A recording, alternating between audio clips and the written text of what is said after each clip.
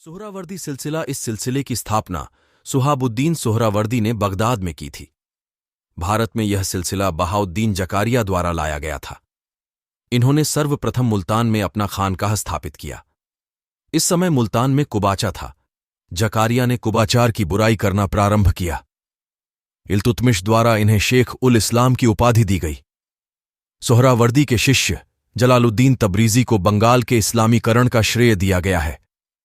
सल्तनत काल में सोहरावर्दी सबसे प्रधान व प्रमुख सूफी सिलसिला था। इन्होंने राजकीय पद जैसे शेख उल इस्लाम, सदर ए विलायत आदि स्वीकार किया। चिश्ती सिलसिला। इस सिलसिले की स्थापना ख्वाजा मोइनुद्दीन चिश्ती ने की थी। इनका जन्म 1141 में हेरात के सिजिस्तान सर्जरी गांव में हुआ था। मो गौरी के द्वितीय आक्रमण 1192 के समय ये भारत आए थे तथा 1206 में अजमेर को अपना धार्मिक केंद्र बनाया तथा 1236 में इनकी मृत्यु अजमेर में ही हुई। कुतुबुद्दीन बख्तियार काकी तथा हमीमुद्दीन नागौरी इनके प्रमुख शिष्य थे। काकी की याद में ही इल्तुतमिश ने दिल्ली में कुतुब मीनार का निर्माण कराया था।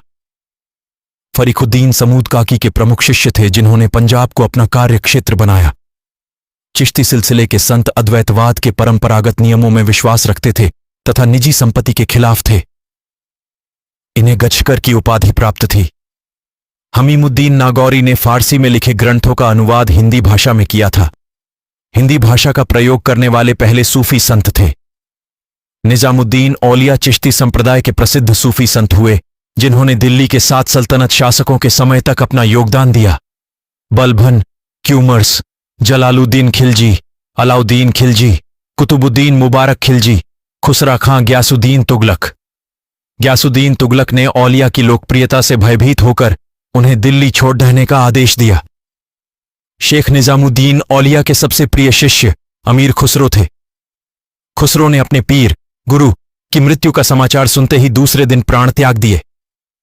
जियाउद्दीन बरनी तथा अमीर खुसरो इनके प्रसिद्ध शिष्य हुए। नोट: भारतीय में राजकीय संरक्षण प्राप्त करने वाले ये सबसे बड़े संत हुए। इन्हीं के शिष्य नासिरुद्दीन महमूद को चिराग दिल्ली की उपाधि दी गई थी। बुरहानुद्दीन गरीब को दक्षिणी भारत में सूफी सिलसिले की शुरुआत करने का श्रेय जाता है, परंतु सबसे प्रसिद्ध सूफी संत गौसुदराज हुए जिन्हें बंदा नवाज की उपाधि प्राप्त है। इसके अलावा फतेहपुर सीकरी में शेख सलीम चिश्ती प्रसिद्ध संत हुए।